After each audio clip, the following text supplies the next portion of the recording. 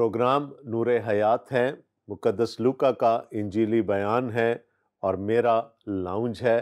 آپ سب کو سلام اور خوش آمدید۔ دوستو، گزشتہ پروگرام کے آخر میں ہم خداوند یسوع مسیح کے ساتھ ناصرت گئے اور سبت کے دن ہم نے خداوند یسوع مسیح کو یسایہ نبی کا صحیفہ پڑھتے ہوئے دیکھا اور پھر اس کی تفسیر کرتے ہوئے سنا تھا۔ اب ظاہر ہے ایک گاؤں ہے جہاں پر خداوند یسوع مسیح کا بچپن گزرا، لڑکپن گزرا، وہ جوان ہوئے، گاؤں میں ہر شخص ان کو جانتا ہے۔ اب اس گاؤں کے عبادت خانے کے اندر بیٹھ کر جب خداوند یسوع مسیح نے یہ اعلان کیا کہ میں ہی مسیح ہوں، تو لوگوں کے لیے اس بات کو ایبزارب کرنا بہت مشکل تھا، اور یہ ہم پچھلے پروگرام میں دیکھ چکے ہیں۔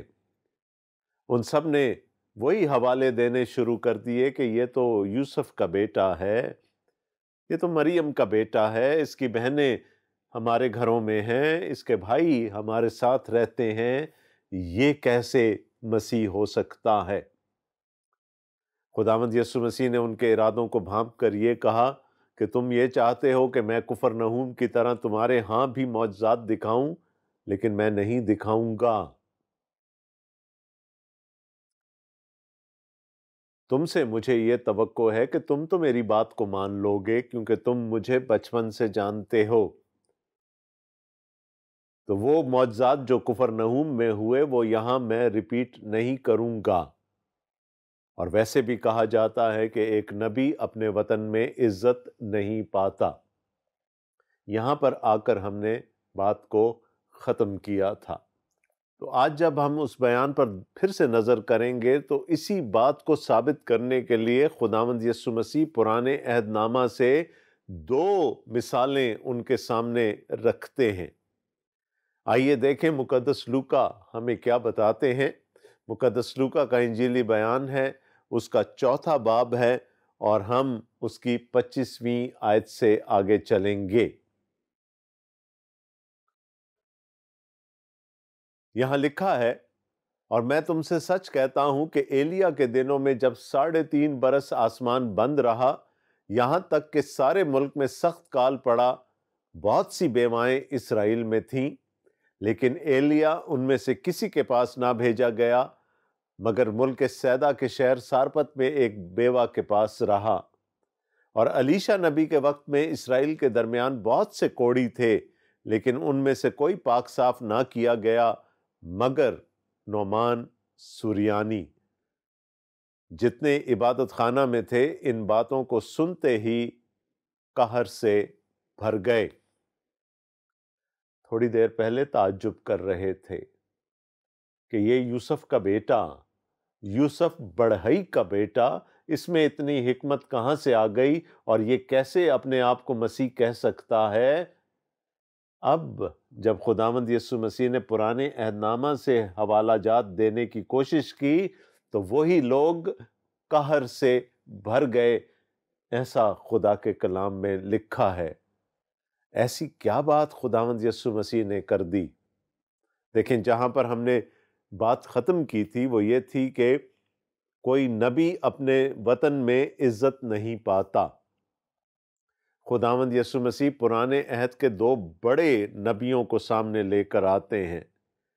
ایلیا نبی کے زمانے میں ہم جانتے ہیں کہ تقریباً پورے ملک میں 3 سال تک بارش نہیں ہوئی، آسمان بند رہا، قحط تھا۔ ایلیا نبی اپنے لوگوں کو، بنی اسرائیل کو بھی تو فیض پہنچا سکتے تھے، لیکن ایسا نہیں ہوا۔ خداوند یسوع مسیح نے کہا کہ بنی اسرائیل میں بھی تو بہت ساری بیوائیں تھیں، لیکن ایلیا سارپت میں غیر قوم میں ایک بیوہ کے پاس بھیجے گئے اور وہ وہاں پر رہے، اور پھر وہاں پر انہوں نے کیا کچھ کیا اس کا احوال ہم سب جانتے ہیں۔ خداوند یسوع مسیح یہ کہنا چاہ رہے ہیں کہ ایلیا جو کہ ایک بہت بڑا نبی تھا، اس نے بھی اپنے وطن میں عزت نہیں پائی تھی، اور چونکہ اس نے اپنے وطن میں عزت نہیں پائی تھی، وہ اپنے لوگوں کے لیے اس وقت میں جب کہ ان کو ضرورت تھی کچھ نہیں کر پایا۔ وہ فیض ایک غیر قوم کی بیوہ کو اور اس کے خاندان کو ملا، اور ہم دیکھتے ہیں کہ کیسے ان کی کفالت کا بندوبست ہو گیا۔ یہ سب کچھ بنی اسرائیل میں بھی تو ہو سکتا تھا، لیکن وہاں پر خدا کے نبی نے عزت نہیں پائی۔ اور یہی مثال خداوند یسوع مسیح ایلیا کے شاگرد خاص، اس کے متنبع الیشا کے بارے میں بھی کہتے ہیں کہ کوڑی تو بنی اسرائیل میں بھی بہت سارے تھے، لیکن کسی نے الیشا کے ہاتھوں شفا نہیں پائی۔ اگر کسی نے پائی تو وہ ایک سریانی تھا، ایک غیر قوم کا شخص تھا جو اپنے کوڑ سے نجات پا گیا۔ اور کیوں پا گیا؟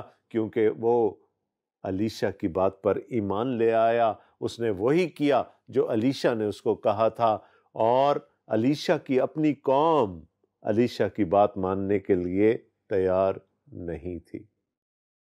تو یہ دو مثالیں خداوند یسوع مسیح نے اپنے لوگوں کے سامنے رکھی، اپنے گاؤں کے لوگوں کے سامنے رکھی، جن میں کہ ہم یہ دیکھ سکتے ہیں کہ ان نبیوں نے اپنے وطن میں عزت نہیں پائی، لہٰذا جو ان کے وسیلے سے بینیفٹ ہونا چاہیے تھا، فائدہ پہنچنا چاہیے تھا اپنے لوگوں کو، وہ بھی نہیں پہنچ پایا۔ یسوع یہ بتانا چاہتے تھے کہ کفرنہوم کے لوگ تو خداوند یسوع مسیح سے فائدہ اٹھا گئے، شفا بھی پا گئے، بد ارواح سے آزاد بھی ہو گئے، لیکن ان کے اپنے گاؤں کے لوگ جو کہ اس کو ابھی بھی وہی چھوٹا سا لڑکا سمجھتے تھے جو ان کے درمیان پلا بڑا تھا، اس سے فیض نہ پا سکے۔ نبی کبھی اپنے وطن میں عزت نہیں پاتا۔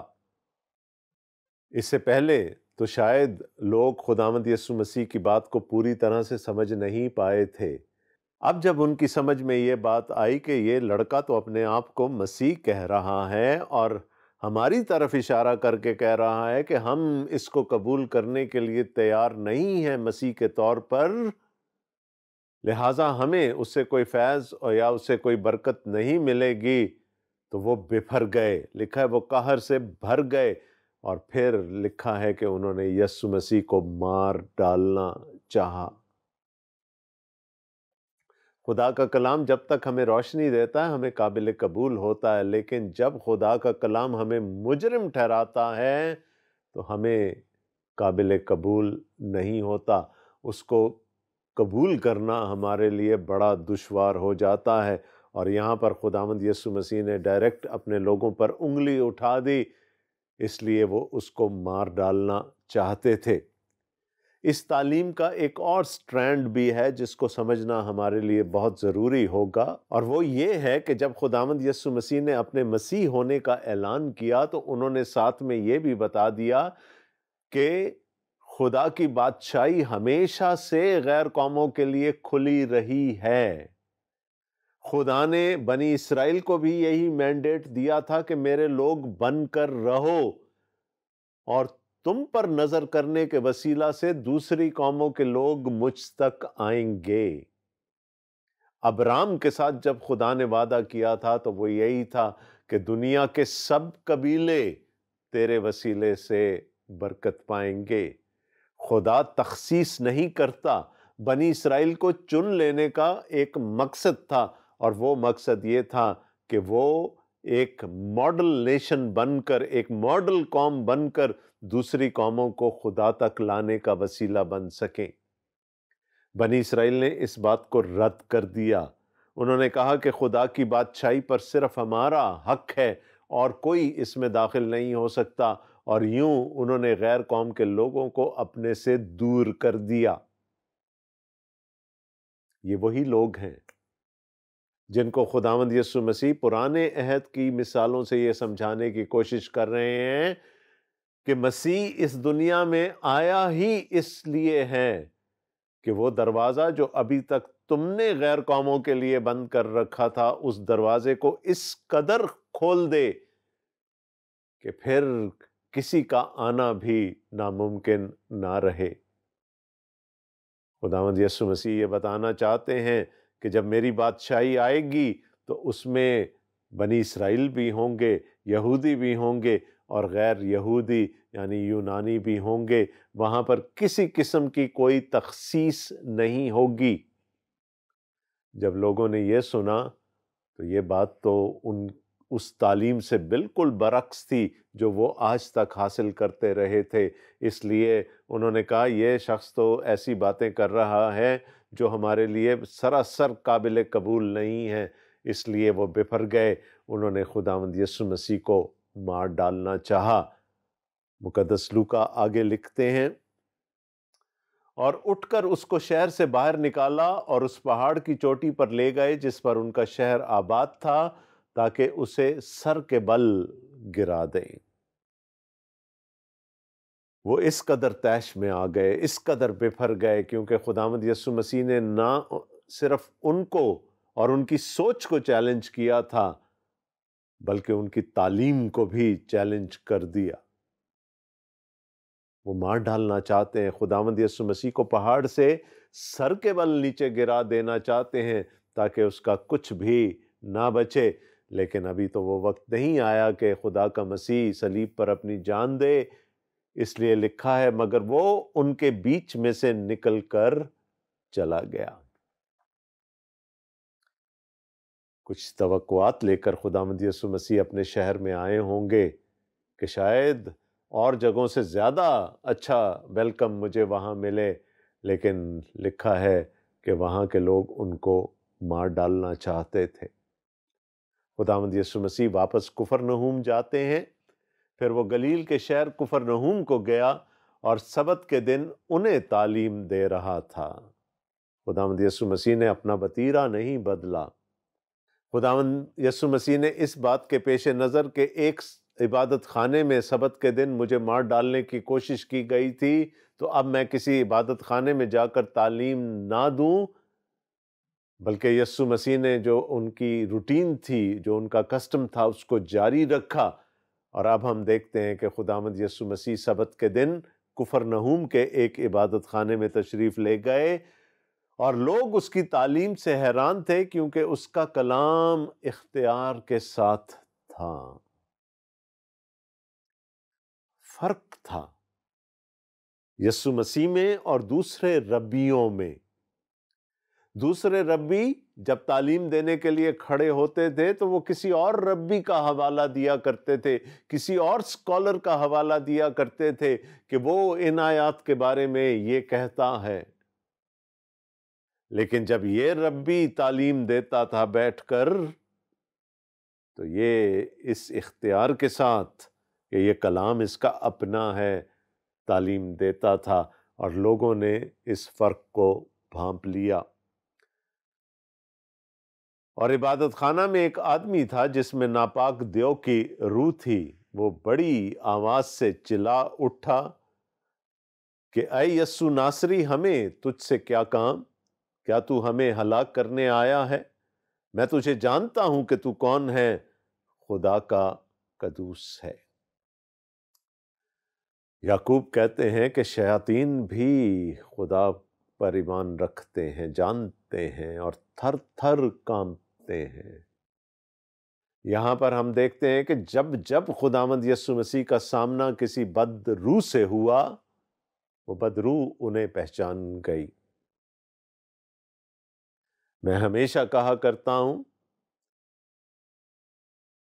کہ دو چیزیں بد ارواح کے بارے میں، دو چیزیں ہیں جو کہ ہم سے بہتر ہیں۔ ان کا علم المسیح انسانوں سے بہتر ہے۔ Their Christology is better than the human beings۔ وہ جہاں یسوع کو دیکھ لیتی تھیں، چلا اٹھتی تھیں کہ ہم تجھے جانتے ہیں، تو کون ہے؟ تو خدا کا قدوس ہے، تو خدا کا مسیح ہے۔ اور دوسرا، ان کا علم الآخرت بھی ہم سے زیادہ بہتر ہے۔ ان کو معلوم ہے کہ جب تک خداوند یسوع مسیح اپنی دوسری آمد میں نہیں آئیں گے، وہ ان کا خاتمہ نہیں کریں گے۔ تو کئی دفعہ وہ یسوع مسیح سے کنسیشنز مانگ لیتی تھی، آگے چل کر ہم دیکھیں گے۔ تو یہاں پر ایک بدروح ہے جو اس شخص میں تھی جس کو ہیکل میں لایا گیا. اب بدروح جب خداوند یسوع مسیح کی حضوری میں آ گئی تو چپ نہیں رہ سکی، چلا اٹھی. وہ جانتی ہے یسوع کو، میں نے ابھی آپ کو بتایا ان کا علم المسیح بہت وسیع تھا. اے یسوع ناصری، ہمیں تجھ سے کیا کام، تو یہاں کیوں آیا ہے؟ ہمیں معلوم ہے کہ ہاں تو ہی ہمارا خاتمہ کرے گا، لیکن ابھی تو وہ وقت نہیں آیا کہ تو ہمیں کلا کما کر دے. ابھی تو ہمیں کر لینے دے جو ہم کرنا چاہتے ہیں. کیا تو ہمیں ہلاک کرنے آیا ہے؟ ایسا تو ابھی ہو نہیں سکتا، کیونکہ وہ تو تبھی ہوگا جب تو اپنی دوسری آمد میں آئے گا. میں تجھے جانتا ہوں کہ تو کون ہے، تو خدا کا مسیح ہے. دیکھیں، ابھی انسانوں کو اس بات کو سمجھنے میں مشکل درپیش تھی. خداوند یسوع مسیح کے گاؤں کے لوگوں کی سمجھ میں یہ بات نہیں آئی کہ یہ کل کا بچہ آج اپنے آپ کو مسیح کیسے کہہ سکتا ہے. لیکن جب ایک بدروح کا سامنا خداوند یسوع مسیح کے ساتھ ہوا تو وہ چلا اٹھی کہ تو یسوع ناصری ہے، تو خدا کا قدوس ہے.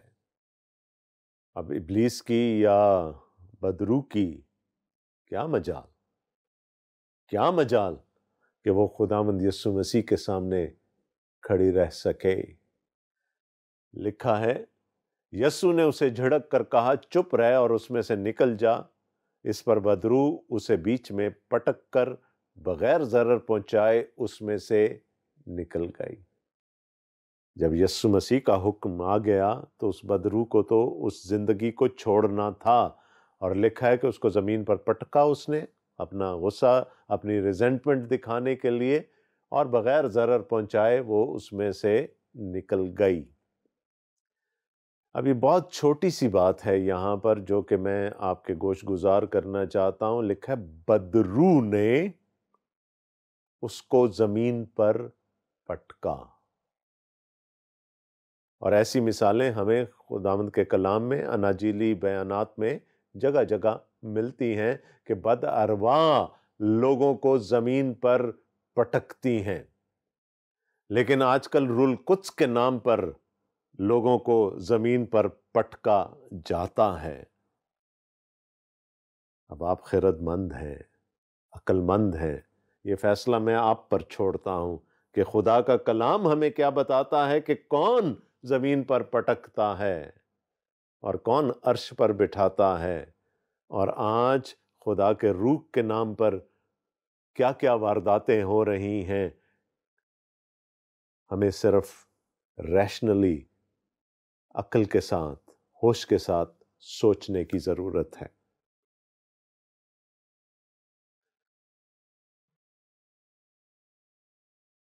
ایک بدروح کے ساتھ سامنا ہوا خداوند یسوع مسیح کا، کھڑی نہیں رہ سکی، نکل گئی، چلی گئی.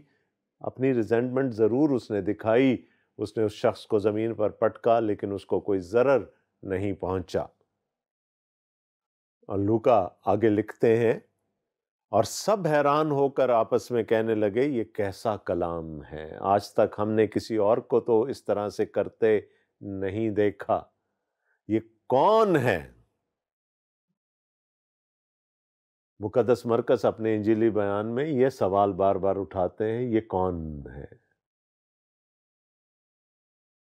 یہ کون ہے جو عوامل فطرت پر اختیار رکھتا ہے؟ یہ کون ہے جو طویل المیعاد بیماریوں پر اختیار رکھتا ہے؟ یہ کون ہے جو بد ارواح پر اختیار رکھتا ہے؟ اور یہ سوالات ہمیں یسوع کو جاننے میں مدد دیتے ہیں. اب یہاں پر مقدس لوکا کا لکھنے کا انداز تھوڑا سا مختلف ہے. وہ کہتے ہیں یہ کیسا کلام ہے. لوگوں نے آپس میں یہ چیمگوئیاں کرنی شروع کر دیں. یہ کیسا کلام ہے، یہ کون سا اختیار اور قدرت والا کلام ہے کہ وہ ناپاک روحوں کو حکم دیتا ہے اور وہ نکل جاتی ہیں، اور گرد و نواح میں ہر جگہ اس کی دھوم مچ گئی. وہ حکم دیتا ہے اور بد ارواح کو اپنا قبضہ چھوڑنا پڑتا ہے. اور لوگ اس بات سے حیرت زدہ تھے وہ پریشان تھے کہ یہ کیسی تعلیم ہے، یہ کیسا کلام ہے کہ جس میں اس قدر قدرت ہے کہ وہ بد ارواح کو بھی نکال سکتا ہے۔ اور جیسا کہ میں نے شروع میں کہا تھا کہ یہ خداوند یسوع مسیح کی شہرت کا سال ہے۔ اب لوگ خداوند یسوع مسیح کو جاننے لگ گئے ہیں، ان کی شہرت گرد و نواح میں پھیل گئی ہے۔ آئیے دیکھتے ہیں کہ مقدس لوکا آگے کیا بیان کرتے ہیں۔ پھر وہ عبادت خانہ سے اٹھ کر شمعون کے گھر میں داخل ہوا، اور شمعون کی ساس کو بڑی تپ چڑھی ہوئی تھی، اور انہوں نے اس کے لیے اس سے عرض کی۔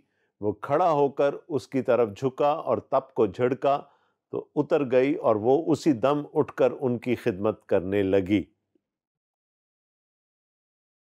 عبادت خانہ سے نکلے، خداوند یسوع مسیح شمعون پطرس کے گھر آ گئے۔ کہا یہی جاتا ہے کہ شمعون پطرس کا گھر وہ مقام تھا جہاں سے خداوند یسوع مسیح اپنی خدمت کے لیے نکلا کرتے تھے، یعنی ان کا ڈیرا اس کے گھر میں تھا۔ اس سبت پر جب وہ عبادت خانہ سے لوٹے تو گھر میں معلوم ہوا کہ پطرس کی ساس کو بخار ہے۔ دوسرے اناجیلی بیانات میں بخار کا ذکر ہے۔ لوکا جو کہ طبیب ہے، معالج ہے، وہ کہتا ہے بڑی تپ۔ اب اس زمانے میں بخار کو ایک مرض سمجھا جاتا تھا۔ آج ہم جانتے ہیں کہ بخار کوئی بیماری نہیں ہے، کوئی مرض نہیں ہے، یہ دوسری بیماریوں کی ایک علامت ہے۔ It's a symptom. تو جب خداوند یسوع مسیح شمعون کے گھر میں داخل ہوئے تو لوگوں نے ان کو بتایا کہ اس طرح سے ان کی ساس صاحبہ کو بخار ہے۔ خداوند یسوع مسیح ان کے پاس تشریف لے گئے، اور لکھا ہے تب کو بھی ڈانٹا، اس بیماری کو ڈانٹا، اور فی الفور اسی وقت پطرس کی سانس شفا پا گئیں۔ اور کیسی شفا پا گئیں کہ اٹھ کر ان کی خدمت کرنے لگیں۔ کوئی کمزوری نہیں ہے، کوئی نکاہت نہیں ہے، مکمل، کامل، ہولسٹک شفا ہمیں یہاں پر نظر آتی ہے۔ اور یسوع جب بھی شفا دیتے تھے ایسی ہی شفا ہوتی تھی۔ ہم نے دیکھا ناصرت کے عبادت خانہ میں خداوند یسوع مسیح نے تعلیم دی۔ کفرنہوم کے عبادت خانہ میں بھی خداوند یسوع مسیح نے تعلیم دی۔ اس تعلیم کو آتھینٹک ثابت کرنے کے لیے، اس تعلیم کی ویلیڈیٹی کو ثابت کرنے کے لیے خداوند یسوع مسیح معجزات دکھاتے تھے۔ یہ نہیں تھا کہ بس لوگوں کو خوش کرنے کے لیے یا لوگوں کی توجہ حاصل کرنے کے لیے خداوند یسوع مسیح معجزات کرتے تھے۔ یہ معجزات اس بات کا ثبوت تھے کہ ان کی خدمت اور ان کی تعلیم برحق ہے اور خدا کی طرف سے ہے۔ اب وہ شہرت جو ادھر ادھر پھیل رہی تھی، گرد و نواح میں پھیل رہی تھی، اس کے سبب سے کیا ہوا؟ 40ویں آیت دیکھیں۔ اور سورج کے ڈوبتے وقت وہ سب لوگ جن کے ہاں طرح طرح کی بیماریوں کے مریض تھے انہیں اس کے پاس لائے، اور اس نے ان میں سے ہر ایک پر ہاتھ رکھ کے انہیں اچھا کیا۔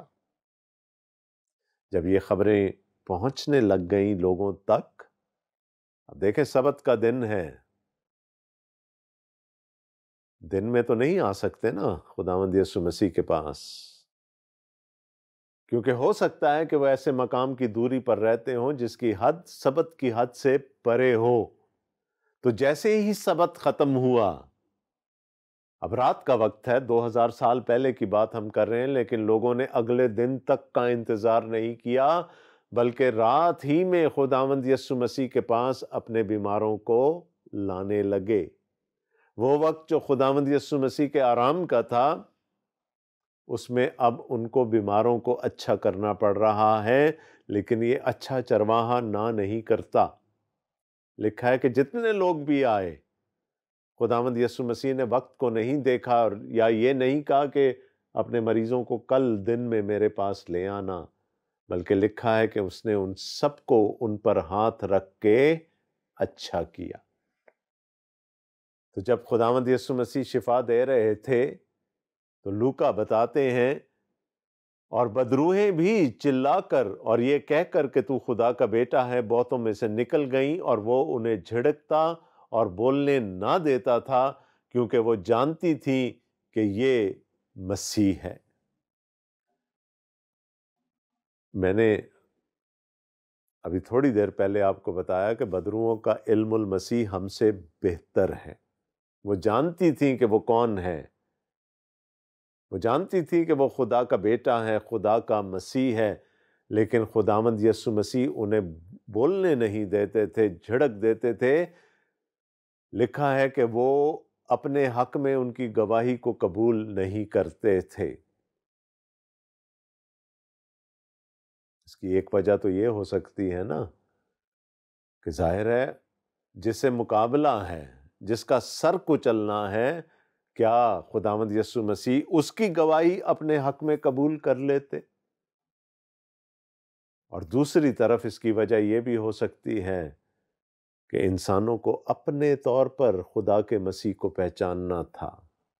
بنی اسرائیل کے پاس کتاب تھی، شریعت تھی، انبیاء کے صحائف تھے، وہ ساری نشانیاں اب ایک شخصیت میں پوری ہوتی ہوئی ان کو نظر آ رہی تھیں۔ خداوند یسوع مسیح چاہتے تھے کہ وہ خود سے یہ اندازہ لگائیں کہ وہ مسیح ہیں، نہ یہ کہ ابلیس کی اور اس کی بد ارواح کی گواہی سن کر وہ یہ مانے کہ خداوند یسوع ہی مسیح ہے۔ تو دوستو، مقدس لوکا کے انجیلی بیان کا 4 باب آج ختم ہو گیا۔ بات شروع ہوئی بیابان سے، یہودیہ کے بیابان سے، وہاں سے خداوند یسوع مسیح گلیل آئے، انہوں نے کفرنہوم میں اپنی خدمت کو اسٹیبلش کیا، وہاں سے وہ ناصرت گئے، وہاں پر ان کو مار ڈالنے کی کوشش کی گئی، اسکیپڈ فرام دیئر، کفرنہوم میں آئے، پھر تعلیم دی، لوگوں کو اچھا کیا، پطرس کی ساس کو شفا دی، بد ارواح کو نکالا، اور یوں ہجوم بڑھتا چلا گیا۔ آگے بھی بہت ساری ایکسائٹنگ باتیں ہیں، ابھی بہت سارے باب باقی ہیں، بہت ساری باتیں ہیں جو خداوند یسوع مسیح کے بارے میں ہمیں سیکھنی ہیں۔ جیسے جیسے آگے بڑھیں گے وہ اپنے آپ کو ہم پر ظاہر کرتا چلا جائے گا اپنے کلام کے وسیلے سے۔ میری یہی دعا ہے کہ خدا ہمیں یہ فضل عطا کرے کہ جیسے جیسے اس کا مسیح ہم پر ظاہر ہو، ہم اسے قبول کر سکیں، اس کو اپنی زندگیوں میں جگہ دے سکیں اور اس کے وسیلے سے نجات حاصل کر سکیں۔ آمین۔ اگلے پروگرام تک کے لیے اپنے میزبان ڈاکٹر آصف جان کو اس لاؤنج سے اجازت دیجیے گا۔ ملتے ہیں، تب تک خدا حافظ۔